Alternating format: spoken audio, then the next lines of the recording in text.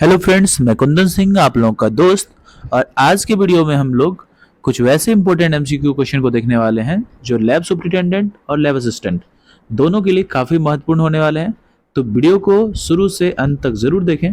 इसके पहले वाला जो वीडियो था उसमें भी आपने 50 क्वेश्चन देख रखे हैं। उसके आगे के जो 50 क्वेश्चन है वो हम इस वीडियो में कवर करने वाले हैं।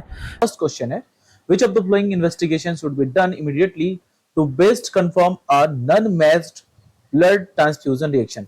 अब पूछा है जो दिए गए इन्वेस्टिगेशन यहाँ पे आपको दिए हुए हैं इसमें से पूछा जा रहा है वो बेस्ट कौन सा होगा जो कंफर्म करेगा जो non matched blood transfusion reaction को। तो इसका राइट आंसर हो जाएगा ऑप्शन बी, डायरेक्ट कुम्स टेस्ट। ठीक है, चलिए क्वेश्चन नंबर 52 देख लेते हैं।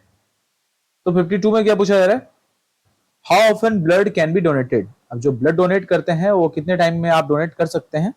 तो इसका राइट आंसर हो जाएगा ऑप्शन सी, आफ्टर 3 मंथ। ठीक है, चलिए क्वेश्चन नंबर 53 देख लेते हैं।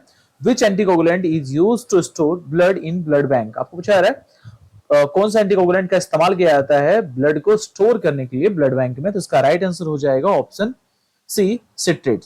ये जो सिट्रेट होता है वो कॉमनली ब्लड बैंक में इस्तेमाल इसलिए भी होता है क्योंकि ये कैल्शियम आयंस को बाइंड करता है और जिससे कि जो ब्लड है वो क्लॉट होने से बच जाता है, यानी प्रिवेंट हो जाता है। ठीक है, चलिए क्वेश्चन नंबर 54 देख लेते हैं। Which antibodies are found in the plasma of persons with type A blood. यदि ब्लड ए है टाइप का तो उसमें पूछा जा रहा है कौन सा एंटीबॉडी होगा। तो इसका राइट आंसर हो जाएगा option A, anti B antibody. ठीक है, क्वेश्चन नंबर 55 देख लेते हैं। 55 में पूछा जा रहा है the bore size of A needle commonly used in blood donation is dash gauge. जो बोर साइज होगा निडल का वो जो हम लोग ब्लड डोनेशन के लिए इस्तेमाल करते हैं वो कितना होगा। तो इसका राइट आंसर हो जाएगा ऑप्शन सी, 16 गेज। ठीक है, चलिए क्वेश्चन नंबर 56 देख लेते हैं। Under which circumstances will an antigen antibody reaction occurs. आपको पूछा जा रहा है एंटीजन और एंटीबॉडी रिएक्शन जो है कौन से सर्कमस्टांसेस जो दिए गए हैं उसमें ये आपको देखने के लिए मिलेंगे। तो इसका राइट आंसर हो जाएगा ऑप्शन सी, यानी a person with type O blood is given type A blood. यदि कोई पर्सन है ओ ब्लड है उसके ब्लड ग्रुप और उसको ए ब्लड ग्रुप दे दिया जाए, ट्रांसफ्यूज किया जाए, तो वहां पे एंटीजन एंटीबॉडी रिएक्शन देखने के लिए मिलेंगे। चलिए क्वेश्चन नंबर 57 देख लेते हैं। Volume of ACD solution used to collect 100 ml of blood is. अब पूछा जा रहा है वॉल्यूम कितना होगा एसिडी सॉल्यूशन का जो हम लोग 100 ml जो ब्लड है उसके लिए यूज करेंगे। उसका राइट आंसर हो जाएगा ऑप्शन ए, 15 ml। ठीक है, 15 ml पर 100 ml ब्लड के लिए होता है। चलिए question number 58, O negative is universal. O negative जो है वो यूनिवर्सल होगा, क्या होगा। तो इसका राइट आंसर हो जाएगा ऑप्शन ए, डोनर। ठीक है, काफी आसान सा क्वेश्चन था ये। क्वेश्चन नंबर 59 देख लेते हैं। Agglutinations with both anti A and anti B typing indicates the blood group is. यदि जो एग्लूटिनेशन है वो एंटी ए और एंटी बी दोनों टाइपिंग में होता है तो अब इसमें जो ब्लड ग्रुप होने वाला है वो कौन सा होगा। इसका राइट आंसर हो जाएगा ऑप्शन ए, ए बी। ठीक है, question number 60, what is anticoagulant. पूछा जा रहा है एंटीकोगुलेंट क्या होता है। तो यहाँ पे जितने भी ऑप्शन दिए हुए हैं इसमें से कोई भी सही नहीं है। इसका राइट आंसर हो जाएगा option D, none of the above. क्योंकि जो एंटीकोगुलेंट होता है वो क्या करता है, तो एंटीकोगुलेंट जो है वो क्लॉटिंग से ब्लड को प्रिवेंट करता है। ठीक है, चलिए क्वेश्चन नंबर 61 देख लेते हैं। Temperature use for storing blood in blood bank refrigerator is. जो टेम्परेचर होगा ब्लड बैंक रेफ्रिजरेटर के वो कितने होंगे ब्लड को स्टोर करने के लिए। तो इसका राइट आंसर हो जाएगा option A, 4 to 6 degree Celsius. Question number 62, platelet rich plasma is prepared in how much hour after collection. Collection के कितने टाइम्स बाद जो है आप जो प्लेटलेट रिच प्लाज्मा है उसको प्रिपेयर करेंगे। तो इसका राइट आंसर हो जाएगा ऑप्शन सी, 6 आवर। ठीक है, चलिए question number 63, fresh frozen plasma can be utilise till. जो फ्रेश फ्रोजन प्लाज्मा होगा उसको हम लोग यूटिलाइज करेंगे, कब तक यूटिलाइज कर सकते हैं। तो इसका राइट आंसर हो जाएगा ऑप्शन डी, 1 ईयर। ठीक है, question number 64, which of the following test is preferred by the blood bank to prevent disease transmission. आपको बोला जा रहा है कि ब्लड बैंक के द्वारा वो कौन सा टेस्ट है जो प्रिफर्ड किया जाता है डिजीज ट्रांसमिशन को रोकने के लिए। तो इसका राइट आंसर हो जाएगा ऑप्शन सी, HbS AG। 65 में पूछा जा रहा है why is fluoride added for blood glucose estimation? Blood glucose estimation के लिए फ्लोराइड को क्यों ऐड किया जाता है? तो इसका राइट आंसर हो जाएगा इट इनहिबिट्स ग्लाइकोलाइसिस। जो फ्लोराइड होता है वो ग्लाइकोलाइसिस से प्रिवेंट करता है। ठीक है, चलिए question number 66, the normal range of total bilirubin level in the serum is?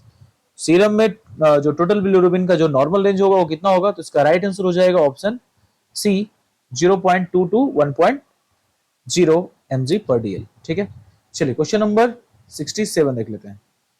Ketone bodies are seen in urine identified by? जो कीटोन बॉडी यूरिन में दिखता है उसको आइडेंटिफाई हम लोग करेंगे कौन से टेस्ट के द्वारा करेंगे? तो इसका राइट आंसर हो जाएगा ऑप्शन सी रोथरास टेस्ट। ठीक है, चलिए क्वेश्चन नंबर 68 देख लेते हैं। तो 68 में पूछा जा रहा है plasma glucose value in clinical laboratory are commonly reported using which of the following unit? कौन से यूनिट का इस्तेमाल करते हैं प्लाज्मा ग्लूकोज के वैल्यू को इंडिकेट करने के लिए? तो इसका राइट आंसर हो जाएगा option B mg per decilitre. ठीक है, चलिए क्वेश्चन नंबर 69 देख लेते हैं। 69 में पूछा जा रहा है for estimation of urea and bicarbonate the preferred specimen of choice? यानी यूरिया और जो दूसरे बाइकार्बोनेट्स हैं उनको एस्टिमेट करने के लिए हम लोग कौन से स्पेसिमेन का इस्तेमाल करेंगे? तो इसका राइट आंसर हो जाएगा ऑप्शन सी प्लाज्मा। ठीक है, ये प्लाज्मा या सीरम हम इनका इस्तेमाल करते हैं यूरिया या दूसरे जो बाइकार्बोनेट है उनको एस्टिमेट करने के लिए। चलिए क्वेश्चन नंबर 70 देख लेते हैं। A solution that can resist a change in pH when an acid या alkali is added is called? अब पूछा रहा है वो कौन सा सॉल्यूशन है जो रेसिस्ट करता है pH के चेंज को? तो आप समझ चुके होंगे इसका राइट आंसर क्या होने वाला है। इसका राइट आंसर हो जाएगा ऑप्शन सी बफर। ठीक है, चलिए क्वेश्चन नंबर 71 देख लेते हैं। 71 में पूछा जा रहा है HbA1c analysis reveals the mean glucose level over the previous. अब जो HbA1c जो होता है एनालिसिस जो होता है वो मीन ग्लूकोज लेवल बताता है, वो कितने टाइम के पीरियड के लिए बताता है? तो इसका राइट आंसर हो जाएगा ऑप्शन बी 10 टू 12 वीक। ठीक है, चलिए क्वेश्चन नंबर 72 देख लेते हैं। Which of the following is not a test of LFT? आपको पूछा है एलएफटी का टेस्ट कौन सा नहीं है जो दिए गए हैं इसमें से? तो इसका राइट आंसर हो जाएगा ऑप्शन डी यूरिया। ठीक है, यूरिया, क्रेटिनिन, यूरिक एसिड, ये सारे जो टेस्ट हैं ये हमारे केएफटी के अंदर आते हैं, किडनी फंक्शन टेस्ट के अंदर। चलिए क्वेश्चन नंबर 73 देख लेते हैं। Which of the flowing substances is not present in normal urine? कौन से सब्सटेंस जो है नॉर्मल यूरिन में प्रेजेंट नहीं होते हैं? तो इसका राइट आंसर हो जाएगा ऑप्शन सी ग्लूकोज। ठीक है, क्वेश्चन नंबर 74 देख लेते हैं। Cobweb appearance of CSF is seen in? Cobweb appearance जो है सीएसएफ का वो कब दिखता है, किस कंडीशन में दिखता है, ये पूछा जा रहा है। तो इसका राइट आंसर हो जाएगा ऑप्शन बी ट्यूबरक्यूलर मेनिंजाइटिस। ठीक है, चलिए क्वेश्चन नंबर 75 देख लेते हैं। 75 में पूछा रहा है in which of the following condition the patient serum or plasma appears milky या क्लाउडी? वो कौन सा कंडीशन है जिसमें पेशेंट का जो सीरम है या प्लाज्मा है वो मिल्की दिखाई देता है या क्लाउडी दिखाई देता है? उसको हम लोग बोलते हैं लिपेमिया। ठीक, question number 76 external quality assessment is needed for? जो एक्सटर्नल क्वालिटी असेसमेंट होता है इसकी आवश्यकता पड़ती है किसके लिए? तो इसका राइट आंसर हो जाएगा option D comparing the performance of different laboratories. Question number 77 if sample is taken in EDTA tube which of the flowing biochemistry test result will affect? अगर पूछा है यदि हम सैंपल को EDTA ट्यूब में रखते हैं तो कौन से बायोकेमिस्ट्री के जो टेस्ट हैं वो इफेक्ट होगा, उनके ऊपर इफेक्ट पड़ेगा इसका? तो इसका राइट आंसर हो जाएगा ऑप्शन डी कैल्शियम। ठीक है, चलिए क्वेश्चन नंबर 78 देख लेते हैं। Albumin alpha 1, alpha 2, beta and gamma globulin are electrophoretic fraction of? जो एल्ब्यूमिन है अल्फा 1, अल्फा 2, बीटा और गामा ग्लोबुलिन जो है वो इलेक्ट्रोफोरेटिक फ्रैक्शन है, किसका फ्रैक्शन है? तो उसका राइट आंसर हो जाएगा ऑप्शन सी सीरम प्रोटीन। ठीक है, ये सीरम प्रोटीन के सारे फ्रैक्शन है। चलिए क्वेश्चन नंबर 79 देख लेते हैं। Which of the flowing method for water purification? Water purification के लिए इनमें से जो दिए गए मेथड है उनमें कौन सा हो जाएगा? तो इसका राइट आंसर हो जाएगा option D all of the above, क्योंकि फिल्टरिंग, क्लोरीनेशन और बॉइलिंग ये सारे जो है मेथड है जिससे हम लोग वाटर को प्योर कर सकते हैं। चलिए क्वेश्चन नंबर 80 देख लेते हैं। What is the renal threshold value for glucose? Glucose के लिए जो रीनल थ्रेशोल्ड वैल्यू है वो कितना हो जाएगा? इसका राइट आंसर हो जाएगा ऑप्शन ए 180 mg पर डीएल। ठीक है, 180 mg पर डीएल जो है ये हमारा क्या है, ग्लूकोज का थ्रेशोल्ड है, रेनल थ्रेशोल्ड। ठीक है, चलिए क्वेश्चन नंबर 81 देख लेते हैं। Coefficient of variation is calculated by which formula. Coefficient of variation जो होता है उसको कैलकुलेट करने के लिए हम लोग कौन से फॉर्मूला का इस्तेमाल करते हैं? तो इसका राइट आंसर हो जाएगा option C, S D into 100 by mean. ठीक है, चलिए question number 82। The end product of purine metabolism, purine metabolism का एंड प्रोडक्ट क्या होगा? तो इसका राइट आंसर होगा option C, uric acid. Question number 83। HbA1 test is done for the following patient. HbA1c जो टेस्ट होता है वो किसके लिए किया जाता है, कौन से पेशेंट के लिए किया जाता है? तो उसका राइट आंसर हो जाएगा ऑप्शन बी, डायबिटिक। ठीक है, क्वेश्चन नंबर 84 देख लेते हैं। Which method is used for urea estimation. Urea estimation के लिए हम लोग कौन से मेथड का इस्तेमाल करेंगे? तो इसका राइट आंसर हो जाएगा ऑप्शन सी, डैम मेथड। ठीक है, चलिए क्वेश्चन नंबर 85 देखते हैं। Post prandial blood sugar sample is taken. जो post prandial blood sugar sample होता है वो लिया जाता है कितने टाइम में लिया जाता है? तो 2 hour after intake of food, यानी option A is the right answer. ठीक है, चलिए क्वेश्चन नंबर 86 देख लेते हैं। The interval between exposure of infection and the appearance of the first symptoms is known as, यानी जो इंटरफेरेंस होता है एक्सपोजर ऑफ इंफेक्शन का वहां से लेके जो appearance of the first symbols जो होता है, सिम्टम्स जो होता है वहां तक का जो टाइम पीरियड इंटरवल है उसको हम लोग क्या बोलते हैं? इसका राइट आंसर हो जाएगा ऑप्शन बी, इंक्यूबेशन पीरियड। ठीक है, चलिए क्वेश्चन नंबर 87 देख लेते हैं। 87 में क्वेश्चन में पूछा जा रहा है कि what is the colour of gram positive bacteria in gram stain. Gram stain में ग्राम पॉजिटिव बैक्टीरिया का जो कलर होगा वो कैसा होगा? तो इसका राइट आंसर हो जाएगा ऑप्शन बी, पर्पल। ठीक है, ये होगा purple. Question number 88। Dengue is caused bye, जो डेंगू है वो किसके द्वारा होता है? तो इसका राइट आंसर हो जाएगा ऑप्शन सी, वायरस। ठीक है, question number 89। Flaming dry heat is used for the sterilisation of. जो फ्लेमिंग ड्राई हीट जो है उसका इस्तेमाल किया जाएगा स्टरलाइजेशन के लिए, तो इसका राइट आंसर हो जाएगा option D, all of the above. Question number 90 देख लेते हैं।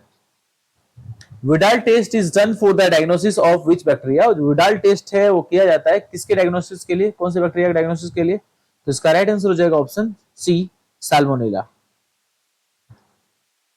चलिए question number 91। 121 degree Celsius for 15 minute sterilisation is done in. 121 degree 15 minute के लिए 15 एलवीएस प्रेशर पे वो कौन सा इंस्ट्रूमेंट है जो स्टरलाइजेशन करेगा? तो इसका राइट आंसर हो जाएगा ऑप्शन सी, ऑटोक्लेव। ठीक है, चलिए क्वेश्चन नंबर 92 देख लेते हैं। Question number 92। Colony colour of lactose fermenting bacteria और मेकोंकी अगार। मेकोंकी अगार में जो है लैक्टोज फर्मेंटिंग बैक्टीरिया जो है वो कैसे किस कॉलोनी में देखेंगे, किस कलर के कॉलोनी में देखेंगे? तो इसका राइट आंसर हो जाएगा ऑप्शन बी, पिंक। ठीक है, यानी ऑप्शन बी जो है इसका राइट आंसर हो जाएगा। चलिए क्वेश्चन नंबर 93 देख लेते हैं।